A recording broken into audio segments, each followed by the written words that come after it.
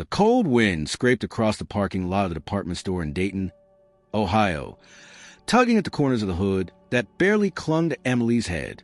She tightened her arms around the baby resting on her chest, cradling the tiny bundle closer in a quiet, protective instinct. The child whimpered softly, its nose pink from the chill, as Emily stepped to the automatic glass doors and into the sterile warmth of the store. Fluorescent lights buzzed overhead. Her sneakers squeaked faintly against the floor, leaving small, wet imprints from the melting slush outside. The baby fussed again, its face twisting into the preamble of a cry. Emily rocked gently, whispering calming nonsense into the baby's ear as she moved past racks of discounted clothes and rows of artificial Halloween displays that hadn't yet been taken down. She looked worn, her brown hair tied up hastily with a rubber band, strands escaping around her ears. Her sweatshirt, 2 sizes too big, bore a faded logo from some local fundraiser she no longer remembered. Her jeans were torn, not fashionably, but from where dark circles under her eyes told a story no one asked to hear. Behind the register, 2 women exchanged a look. One of them, a red-haired employee in her mid-40s named Karen, narrowed her eyes. She saw a girl too young to be a mother, holding a baby like a stolen object, wandering the store with no purse, no diaper bag, and no clear intention. Karen nudged her co-worker, murmuring something with a shake of her head. Then she stepped out from behind the counter and began walking toward Emily. Emily had just reached the baby aisle. She scanned the shelves with urgency, locating a pack of diapers marked newborn and a container formula. Her fingers brushed the items, her mind racing. She'd need to check the price. She hadn't brought much money. The baby in her arms whimpered louder, its tiny fist beginning to flail. "Miss?" Emily turned. Karen stood stiffly in front of her, arms crossed over her branded polo shirt. Her name tag gleamed under the lights. "Do you need assistance?" The tone was formal, but sharp around the edges. Emily blinked. "No, I'm just looking for diapers." Karen's eyes dropped to the baby, then scanned Emily's clothing, the absence of a ring on her finger, the lack of any adult companion. "Are you here alone?" she asked. Emily hesitated, sensing something shift in the air. "Yes, I'm watching him for someone." "And who exactly is that?" Emily looked down at the baby, as if the answer were nestled in the folds of his blanket. "My neighbor." She had an emergency. Karen's expression hardened. "Do you have any ID?" "What?" "Identification. Do you have it?" "I'm just trying to buy." "I need to ask you to leave the store, miss." The words fell like stones. Emily stepped back, almost instinctively shielding the baby from view. "But I didn't do anything. I just need..." "Store policy. You're acting suspiciously. Please exit the premises." Shoppers turned to stare. A woman pushing a cart full of seasonal decorations clucked her tongue in disapproval. A man leaned over to his son and whispered something. Emily's throat closed. Her cheeks burned with humiliation as Karen stood firm, unmoved. Without another word, Emily turned. The diapers remained on the shelf behind her. The formula, too. She pushed through the doors again, out into the wind and judgment. On the sidewalk outside, she collapsed onto a cold bench, bouncing the now-crying baby in her arms. He was hungry. She had no bottle, no supplies, just the infant and a guilt she didn't deserve. The tears burned behind her eyes but didn't fall. She focused on the baby instead. "Sure," she murmured. "It's okay. I got you." A few minutes passed. The street was busy but indifferent. People moved around her like she didn't exist. But then, footsteps stopped nearby. "Hey," a woman's voice said gently. "Is he yours?" Emily looked up, startled. A woman stood in front of her, mid-30s, blonde hair pulled into a ponytail, coat zipped halfway. Concern etched across her face. She held a reusable shopping bag in one hand, a set of car keys in the other. Her name was Lisa, though Emily didn't know it yet. All she saw was someone not glaring at her, not judging, just asking. Emily opened her mouth, but no sound came. The woman crouched a little to make eye contact. "I saw what happened inside.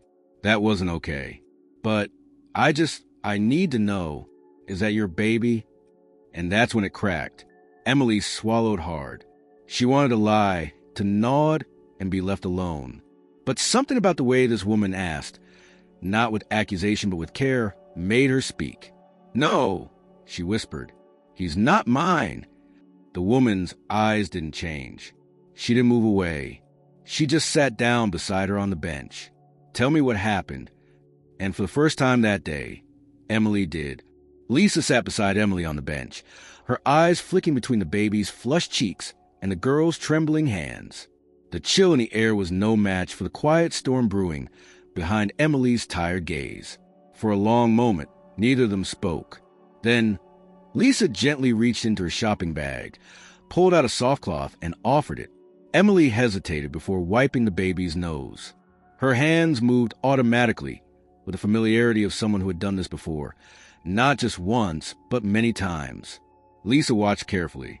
There was care in every movement Emily made, not the disoriented fumbling of someone hiding something. That, more than anything, made her lean in. "My name's Lisa," she said softly. "I have 3 kids. I've had mornings like this too, when everything feels upside down. But what I saw in there, that wasn't right. And you looked like you were about to break." Emily bit her lip, eyes fixed on the sidewalk. "I didn't steal him," she said, not defensively, just tired. "He's not mine, but I didn't do anything wrong." "I believe you," Lisa replied without hesitation. "Whose baby is he?" Emily inhaled slowly, choosing her words. "Monica, she lives in the apartment across from mine. She's got no family here, just her and him. She called me this morning, panicking. Said she was feeling dizzy, couldn't breathe right. She was scared to call an ambulance because she can't afford the bills. So I told her to go and I'd stay with the baby." Lisa nodded, listening intently. "That was brave of you." "It wasn't brave. It was just what anyone would do," Emily replied. "I didn't have diapers. Didn't have anything. I didn't even think. I just ran over there and picked him up, then realized I needed supplies. I walked all the way here because I don't have a car." Lisa's heart sank. "And they kicked you out without even letting you explain." Emily nodded, and for the first time, her voice cracked. "She trusted me, Monica, and now I can't even buy what her baby needs. Because I look like someone who shouldn't be trusted." There was a heavy silence between them, filled only by the faint cries of the baby settling into sleep. Lisa glanced back toward the store and exhaled slowly. "Look, you're not going back in there. Not today. Come with me. I'll take you to get what you need somewhere else." Emily hesitated. She was used to doors closing, not opening. But the sincerity in Lisa's voice, the calm steadiness of her presence, pushed past the instinct to say no. Lisa drove a small, aging SUV with car seats in the back and crayon marks on the windows. The heater groaned when she started the engine. She offered Emily a bottle of water and a granola bar from the glove compartment, and Emily accepted both with a quiet, "Thank you." As they drove to a nearby pharmacy, Lisa asked questions, but carefully, respectfully. Emily answered some, but not all. She shared that she was 17, that she lived with her older brother, that they had been on their own for 2 years. She didn't mention school, and Lisa didn't press. The way Emily carried herself, the way she looked at the world like she was already older than her years, said enough. At the store, Lisa insisted on paying. Diapers, wipes, a bottle, some formula, and even a warm hat for the baby. Emily protested at first, but Lisa's tone left no room for argument. "This isn't charity," Lisa said. "This is what people do when they see someone doing their best. You didn't ask for help, but you deserve it anyway." They returned to Emily's apartment an hour later. The neighborhood was quiet, low income, and familiar to Lisa, who had grown up not far from there. The building was old, paint peeling from the railings, but the windows were clean and the walkway swept.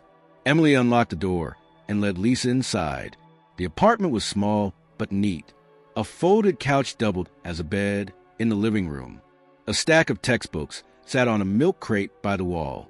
A calendar hung crookedly near the kitchen, dates filled in with reminders written in fading pen. Lisa noticed a photo on the fridge, 2 teenagers, a boy and a girl, both with cautious smiles. The boy looked older by only a few years. Her brother, no doubt. He works nights, Emily explained, placing the baby gently in a makeshift crib. At a warehouse. I try not to bother him unless I have to. Lisa walked slowly through the room, her thoughts heavy. There was no sign of neglect, no mess, no chaos, only quiet resilience. Monica's place is upstairs, Emily added. I've been helping her since she moved in. She doesn't know many people. Neither do I. Lisa sat on the edge of the couch and looked around once more. You're doing a lot for someone your age. Emily shrugged. I don't think about it like that. People need help. I know what that feels like. Lisa felt a tightness in her chest. She pulled out her phone, took a discreet photo of the folded couch, the stack of textbooks, the peaceful baby. Then she looked at Emily. Can I tell people about you? She asked. Not to make a scene, not to embarrass you, but because I think more people should see what you did today. Emily didn't respond right away. Then, finally, she nodded. As long as it's not about the store. I don't want trouble. I just want people to see. It's not always what it looks like. Lisa smiled gently. That's exactly the point. And that night, as her own children slept, Lisa sat on her kitchen floor and wrote a post. Not angry, not bitter, just honest. She told the story of a girl with tired eyes and gentle hands, who had been cast out for doing the right thing. She ended with a single line. Today I met a stranger who reminded me that judgment is easy. Compassion is harder, but far more powerful. She hit post, turned off her phone, and went to bed, unaware of how far those words were about to travel. The sun had barely risen when Lisa woke, not from an alarm, but from the pinging of her phone, vibrating nonstop on the nightstand. Disoriented, she reached for it, eyes squinting at the glow. Notifications poured in, likes, shares, comments, messages from friends and strangers alike. Her post from the night before had exploded overnight. In less than 8 hours, it had gathered thousands of reactions and been shared across multiple platforms, each time with a growing wave of empathy and outrage. People weren't just reading Emily's story, they were responding. The thread of comments spanned emotional confessions from parents, teachers, social workers, and former teens who had once stood in Emily's shoes. There were offers to help, to donate, to connect Emily with support networks. Some local journalists had already messaged Lisa privately, asking for interviews. Even more surprising were the personal notes from complete strangers thanking her for reminding them to look beyond appearances. As Lisa read, a knot formed in her throat. She had simply written what she saw. She hadn't expected a movement. She spent the morning carefully replying to messages that mattered most, avoiding sensational requests and filtering out the noise.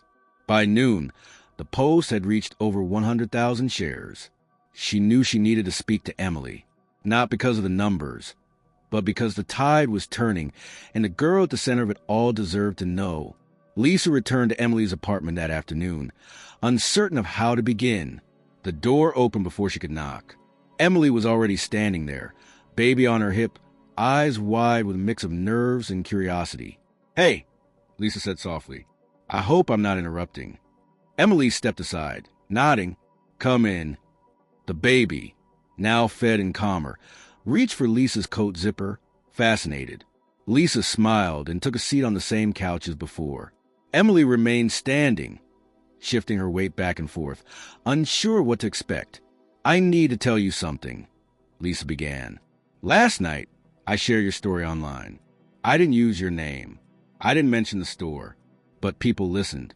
A lot of them. It's everywhere now." Emily's face froze. "Everywhere." Lisa nodded. "I wanted people to understand what happened.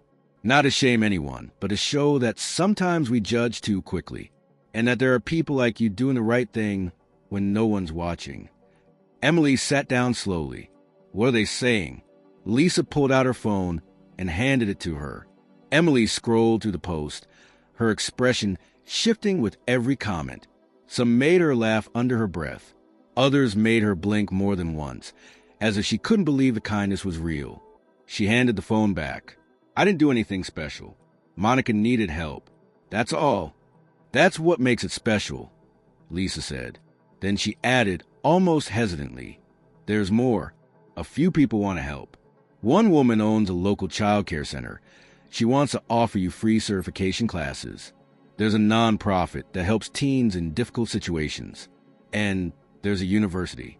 They asked if you'd be open to a scholarship application. Emily's mouth opened slightly. A university? Lisa nodded. They said it doesn't matter what your grades are right now. They just want to meet you. They were moved by your story. The air in the room shifted. Emily leaned back. Her fingers curled into her jeans. She didn't speak for a moment, her jaw tight with the effort of staying composed. I didn't ask for this, she whispered. I know, Lisa replied, but maybe it's time people came to you for a change. Later that evening, Lisa posted a small update. Nothing dramatic, just a note of thanks and a promise to help Emily navigate the sudden attention. She kept names private, but the response only intensified. Support poured in from every direction. Local businesses offered gift cards. A lawyer offered pro bono services. Teachers from across the country sent messages addressed to the girl who held a baby and kept her head up. But while the world embraced Emily, the store where it all began couldn't ignore the wave. Within 2 days, a formal statement was released by the department store's corporate office. It acknowledged the incident and apologized for the actions of the employee involved, promising additional training and a commitment to reviewing internal policies. The apology was public, but what followed was even more unexpected. The store extended an offer to Emily, a paid part-time position at a local branch, along with a small educational grant. It was meant as an olive branch, a sign of goodwill. Lisa showed her the email with cautious optimism. Emily read it in silence, then shook her head. I don't want it, she said, not because I'm angry, but because I don't need a job that only sees me now that other people are watching. That day, they didn't listen. They looked at me and decided who I was. I can't forget that. Lisa didn't argue. Emily's voice wasn't bitter. It was firm, honest, and clear. Days passed. The story continued to circulate, but Emily refused to let it consume her. She remained focused on helping Monica, who had since returned from the hospital, weak but recovering. They now took turns watching the baby. The bond between them grew stronger, rooted in shared struggles and silent understanding. Then, just as things began to settle, another message arrived. This time not from a stranger, but from someone whose name made Emily's chest tighten. Lisa noticed a change in her posture as she read. Who is it? Emily didn't answer right away. She stared at the screen, lips pressed into a line. It's him, she finally said. Lisa frowned. Who? The baby's father, Emily replied. He left before Monica gave birth. We haven't heard from him since. Lisa watched her carefully. What does he want? Emily looked up, and for the first time since all this began, she looked unsure. He said he saw the story, and he's coming to the next event, the one where I'm supposed to speak. Lisa didn't say anything at first. Then she nodded slowly. Do you want that? Emily swallowed hard. I don't know. She looked down at the sleeping baby in the crib, then at the cracked screen of her phone. But I guess we'll find out. The auditorium buzzed with quiet chatter, the kind that fills a room before a guest speaker walks on stage. It was Modest, a high school in a neighboring town that had partnered with a nonprofit to host a week-long series on empathy, youth leadership, and community strength. Rows of folding chairs were filled with teenagers slouched in their seats, teachers lingering along the walls, and parents curious about the girl whose name had floated through social media like a spark caught in dry wind. Emily sat backstage, knees bouncing lightly, her palms pressed together to still the nervous energy that no amount of deep breaths could calm. She wore jeans and a clean blouse Lisa had brought her earlier that week, nothing fancy, but something that felt intentional, appropriate. Her hair was combed neatly, pulled back the way she always wore it when she needed to feel in control. A staff volunteer offered her a bottle of water and a clipboard with her name written at the top of the schedule. Underneath her name, a brief description: youth advocate and community storyteller. Emily stared at the words for a moment, unsure if she could own them yet. Behind the curtain, a woman introduced her with warmth and restraint.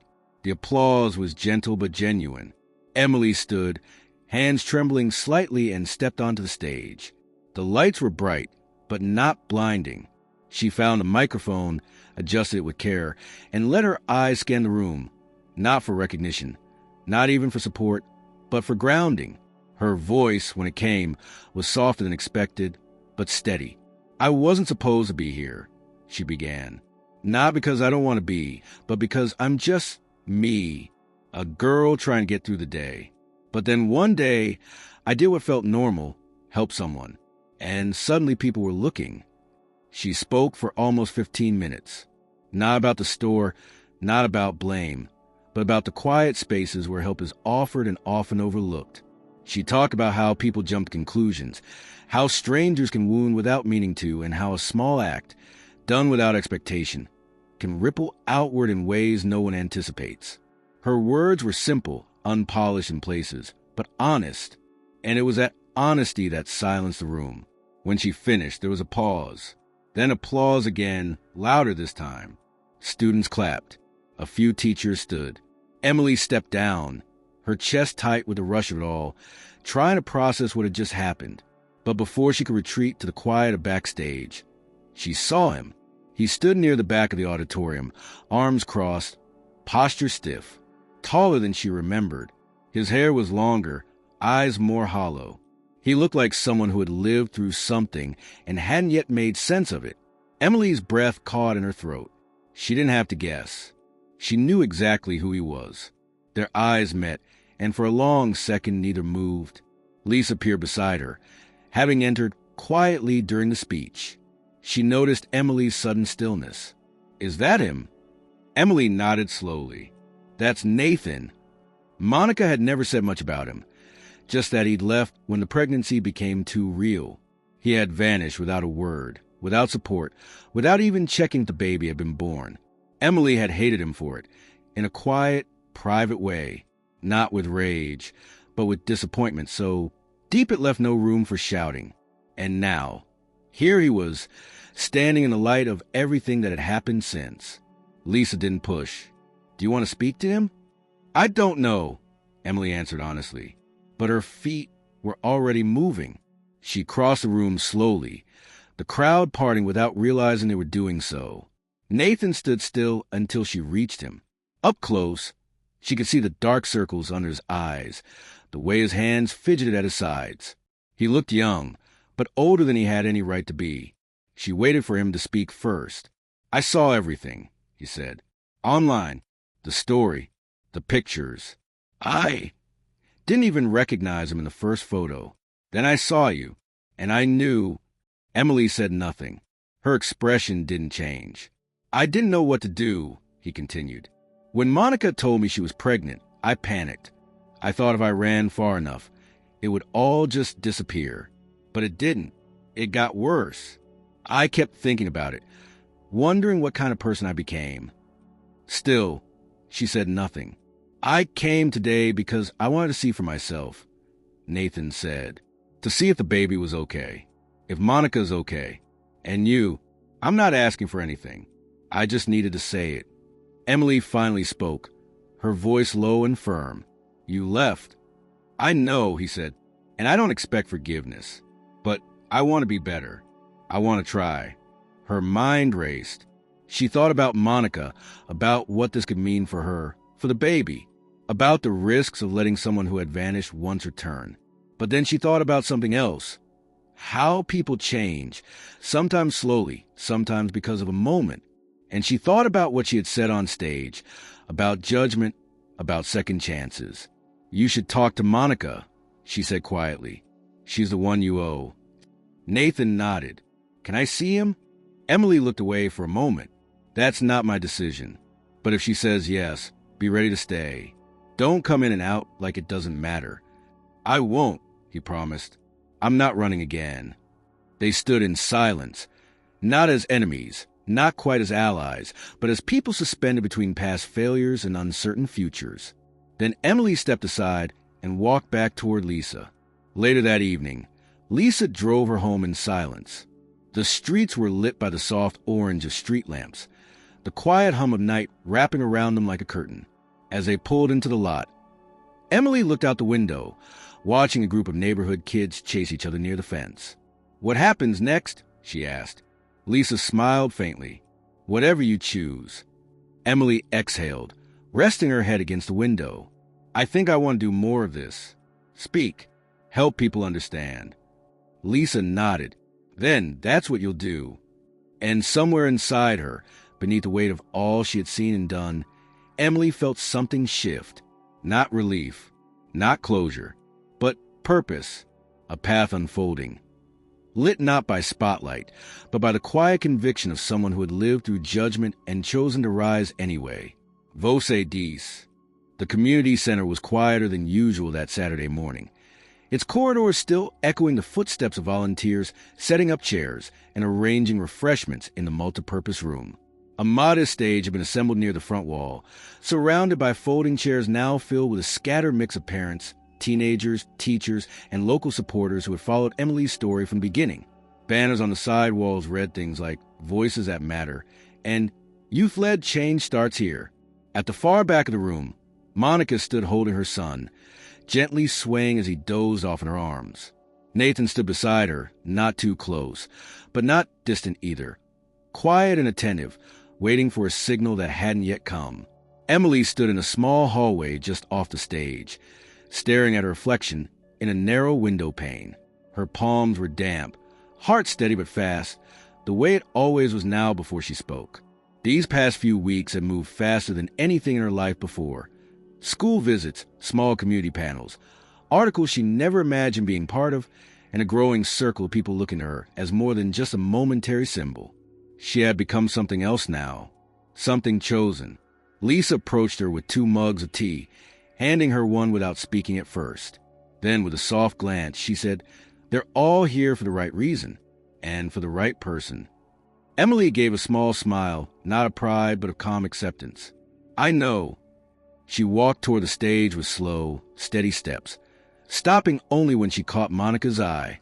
The woman gave her a subtle nod, one that carried more weight than words could hold. Emily climbed the steps, turned the microphone, and waited for the room to still. "Pain doesn't always scream," she began. "Sometimes it hides. Sometimes it looks like a girl walking through a store trying to do something good, but getting stopped before she can finish."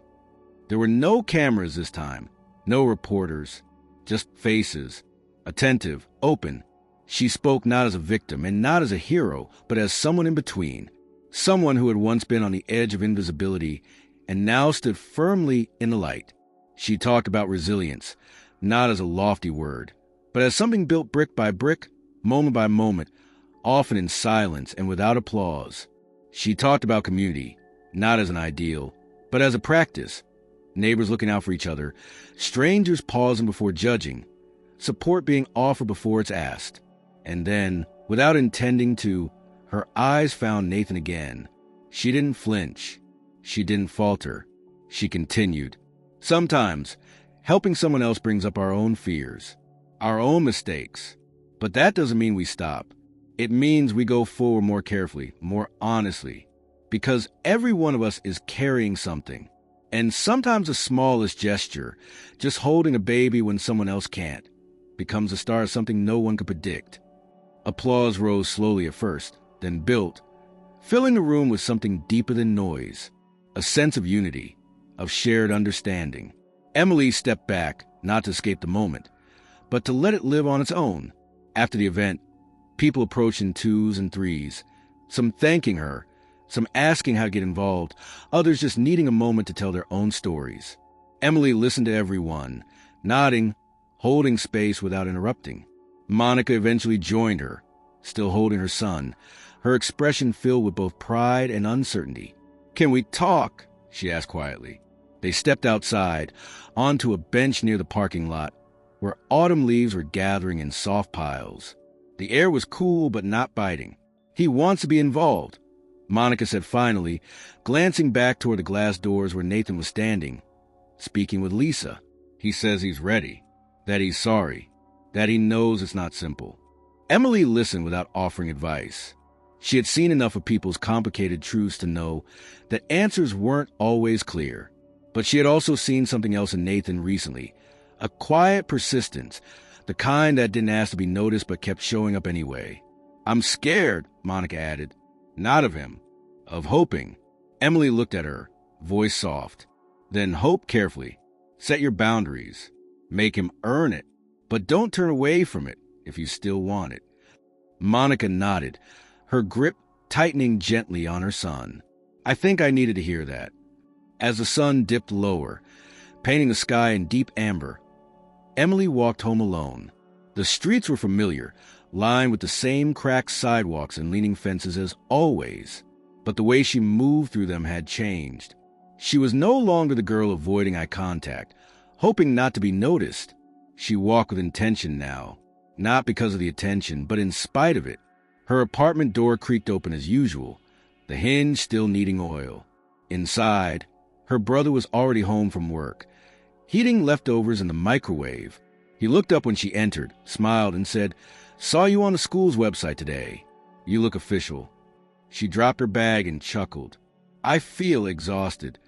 He nodded, handing her a plate. "You're doing good, Em." That night, while her brother slept and the world outside quieted, Emily sat at her small desk and began outlining ideas, not for speeches, not for interviews, but for something different, something lasting. A local mentorship program for teenage girls facing uncertain situations. A resource network connecting young caretakers to supplies, childcare information, emotional support. Nothing grand, nothing with a name yet, but it would grow the way all things start, with an idea and a girl who had once been judged for doing the right thing. And before she went to bed, she wrote something on a sticky note and placed it above her desk. Small things, done right, change everything. It wasn't just about holding a baby anymore. It was about holding space for others, for healing, for change. And in that quiet act, Emily had found her purpose.